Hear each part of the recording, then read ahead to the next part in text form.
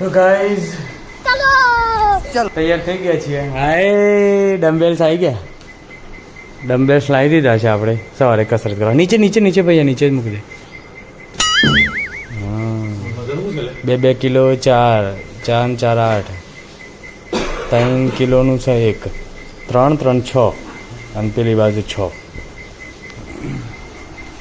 સવારે કસરત કરવા માટે મારા એક મિત્ર છે એમનું ડમ્બેલ્સ આપણે અહીંયા લઈ આવ્યા છે. નીચે પડ્યું હતું 2 દિવસથી પાર્કિંગમાં. ઉપર લાવવાનો ટાઈમ નહોતો મળતો. આજે યાદ આવ્યું કેમ કે આજે સેટરડે છે. આજે બધા જવાના ઘરે. આપણે જવાના હિંમતનગર ફાર્મ પર. તો એટલે ઉપર લાવી દઈએ એટલે એને કોઈ બગાડે નહીં. નહીં તો કોઈક લઈ જાય કચરાવાળો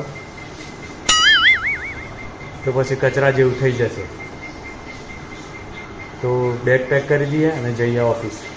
તો ગાઈઝ ઓફિસનું કામ પતાવીને લંચ માટે આપણે આવી ગયા તો છોલે ભટુરે ખાવા માટે. તમે જોઈ શકો છો આ બહુ ફેમસ અને જીઆઈડીસીમાં બહુ વધારે પડતું ચાલતું. તો ગાઈઝ ઓફિસમાં જે કામ હતું એ બધું પતાવીને આપણે નીકળી ગયા હિંમતનગર જવા માટે. તમને સવારે જ વાત કરી હતી કે આજે સેટરડે છે તો આજે સેટરડે સન્ડે ફેમિલી જોડે રહેવાનું હતું.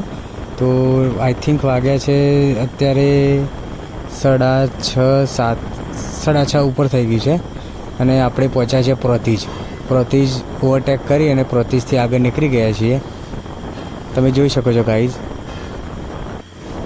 તો તમને એક વાત કરવી હતી કે આજથી 10 કે 12 વર્ષ પહેલાંની વાત કરું ને તો અહીંયાનું ફેમસ એવું એક થિયેટર સ્ટાર સિટી હિંમતનગર.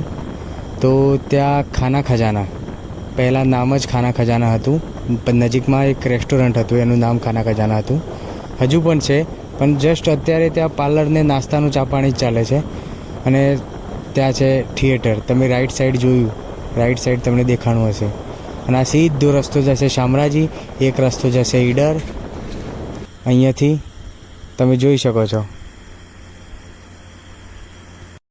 અને ઈડર થઈને તમે આગળ જાઓ તો એ રસ્તો જશે ડાયરેક્ટ અંબાજી. અને આપણે નીકળી ગયા શામળાજી રોડ ઉપર. તો ત્યાં ગ્રાઉન્ડ ઉપર ક્રિકેટ ચાલુ હતી રમવાની. અને એક્ઝેક્ટ એના બાજુમાં સ્વામિનારાયણ મંદિર આવેલું છે. તમે લોકોએ જોયું જ હશે જે હિંમતનગરમાં રૂટિંગમાં શામળાજી આ ગામભોઈ એ રસ્તા ઉપર જતા હશે તો લેફ્ટ સાઈડ તમને દેખાશે સ્વામિનારાયણનું મંદિર. બહુ સરસ મજાનું મંદિર છે. ત્યાં દર્શન કરવા માટે જવું જોઈએ. ત્યાં બાળકોને વેકેશન હોય તો સેટરડે સન્ડે વીક ઓફમાં બાળકોને ત્યાં લઈ જઈ અને તમે રમી શકો છો. એમના જોડે ટાઈમ સ્પેન્ડ કરી શકો છો એવી એક જગ્યા છે. સરસ મજાનું મંદિર છે. દર્શન કરવા તમને કોઈક વાર ટાઈમ મળે આ રૂટ ઉપર જવાનો તો જરૂરથી તમે દર્શન કરવા જજો.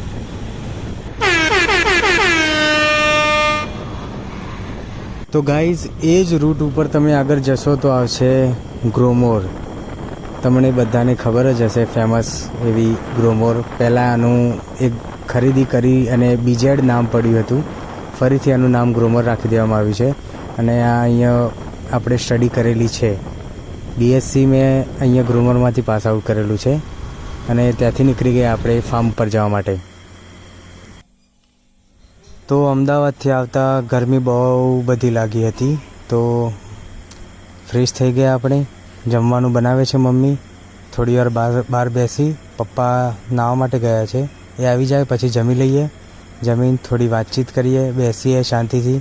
સૂવાનું આપણે બહાર રાખેલું છે આજે એટલે પથારી કરી અને તમને બતાવું ક્યાં સૂવાનું છે.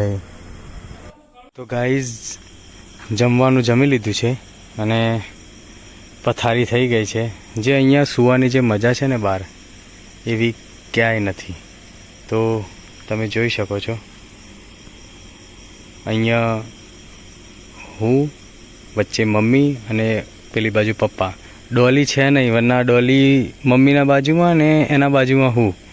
એટલે ડોલી હાલ અમદાવાદ છે. સેટરડે સન્ડે હું એકલો જ આવ્યો છું હિંમતનગર. આ ફાર્મ હાઉસનું આપણું ઘર છે. અહીંયા જ્યાં રહીએ છીએ ત્યાં 2 પંખા મૂકી દીધા છે. સવારે તમને બતાવીશ કે સવારનો નજારો કેવો હોય છે. તો બસ ગાઈઝ ફેમિલી જોડે થોડું ટાઈમ સ્પેન્ડ કરીએ, વાત કરીએ પપ્પા જોડે શું ચાલે છે, આ છે તે છે બધું. અને પછી શાંતિથી આવીને સૂઈ જઈએ. તો બસ આજના માટે આટલું જ છે. જય શ્રી કૃષ્ણ. Good night.